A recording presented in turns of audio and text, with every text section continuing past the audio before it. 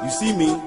As you see me so, me I go yarn, me I go speak my mind, me I go yarn, I go speak my mind, me I go yarn. Them things say we blind, we yarn. Sitting here and listening to you, I can't help but ask, were there any lessons that we needed to learn? And have we learned them? We haven't learned anything, and that's why it's the tragedy. We had victory in the battlefield. What did we fight for? We wanted a unity in the country. Are we united? You see, a lot of us will always miss the point because strange destiny put us all together. Hausa, Igbo, Yoruba. If you're promoted at work, you will say, oh, thank God you will go to church and have a Thanksgiving. But here, God did not come to write your promotion. Now, it's the same thing as this Lord Lugard. Put the pencil mark and say, this is Nigeria. You're some Yoruba in Kutonu, some Calabar in Bakassi, and all those kind of stuff. Some Hausas in Niger. But this is Nigeria. For instance, to make this point clearer, in the West, we grow kola nut. In the North, they eat kola nut. In the East, they revere kola nut. Whoever gives you kola nut gives you life. You mean we cannot see that this strange destiny has put all of us together?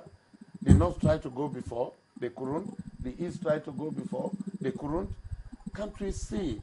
Is it not better to be together than to start slaughtering each other? Hitler tried to make Germany a great country.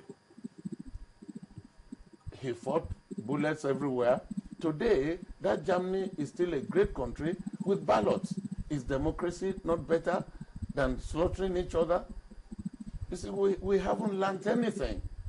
People who will steal money and carry it abroad.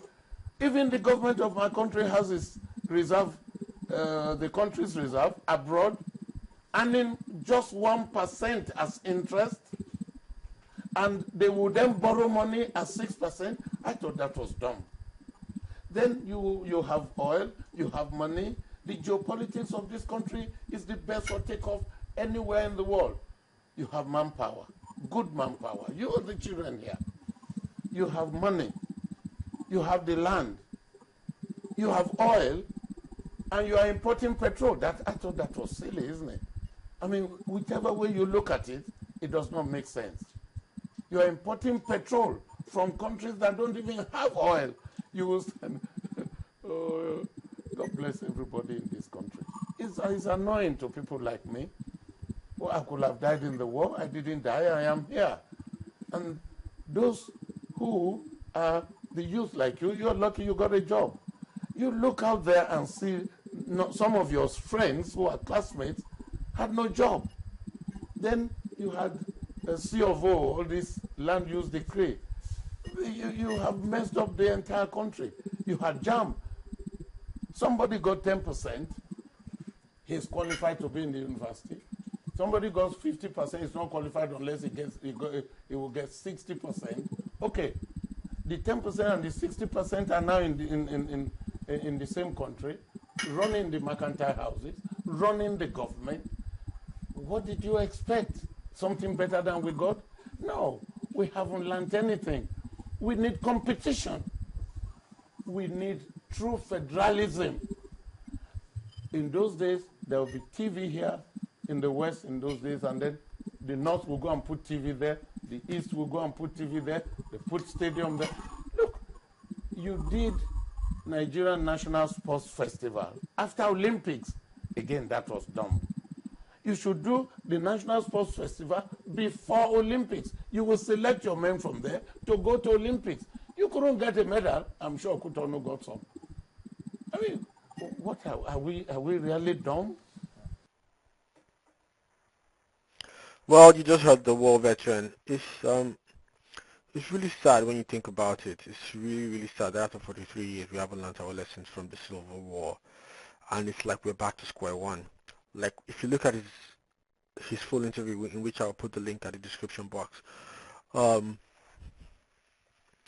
it's more or less like every single coup plotter right from the beginning of our independence that comes into play always try to always try to say the previous administration, the previous government was corrupt and promoted tribalism, uh, religious extremism, or whatever they try to paint it. But they still come into power and still do the same thing right from our independence, and it's still what we're trying to see today. Today you will see PDP, APC trying to accuse PDP of certain kind of corruption or certain kind of practices. But trust me, if APC get into power, or ACP, I don't know, APC or ACP or whatever it is, they come into power, they will still be doing the same thing that PDP is doing. The only reason why they're clamoring is because they're not received. They're not at the top, handling, being the one in control of the national cake. Now, the question we need to ask is, why is it that whoever comes into power doesn't change the political scene? Trust me, there's no one who you could put there that will change the political scene. Because of when the foundation is built on false pretense, what do you expect? The building will always collapse. And that's what we're saying. Now, if we could have a good structure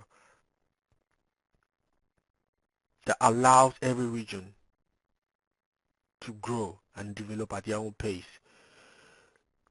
decentralize the system, let the states have more autonomy than the central, and allow each region to grow at its own pace, just like the way it is in the United States. Every single state is not rich in the US. You have some states richer than some. You have some states well developed than some.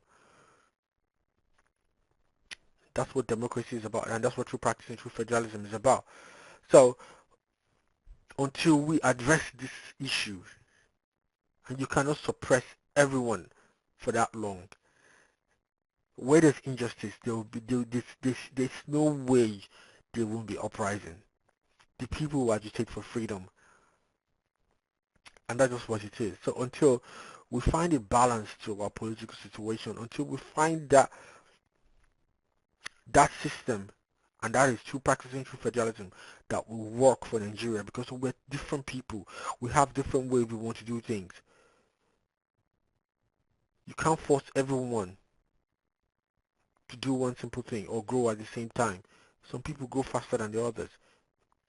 And with that, create competition, like what the war veteran just said. So for me personally, I don't really care what anyone says. It's just about we doing what is right. You understand? It's about we doing what we think is right, and the system that really works for the country. Because you can't tell me that after 43 years, after the Civil War, even right up to independence, that we're still struggling to get it right. Just shows you the system we've been trying to do for all these years hasn't worked at all. So until we get back to true practicing true federalism, I don't think we're going anywhere. And I'm very the way it's going right now, if we don't look at it and learn from the past, like what the honorable veteran just said, 2015 might be a make or break year for the country. This is what everyone needs to put their foot down. The good thing I love about what is going on back home, I've not really seen it before, that everyone is talking about it. If you go online, you see Nigerians talking about it. You go everywhere, and people are really talking about it. So to me, it's really good. Like once people keep talking about it, then there's a movement from there. We could now see how we could get back to the glory days. So yeah, this is just my opinion on it. So you guys, let me know what you think. Leave a comment below. Follow me on Twitter. Subscribe to this channel, and see ya next time. Bye. Oh my God. Oh. It feel like Satan won't tell us what to we never hear before. To Babadeya, plus Soli Babadeya, Sabaga Badam, Jabadam, Badam, no be smoking, no be smoking, no be smoking.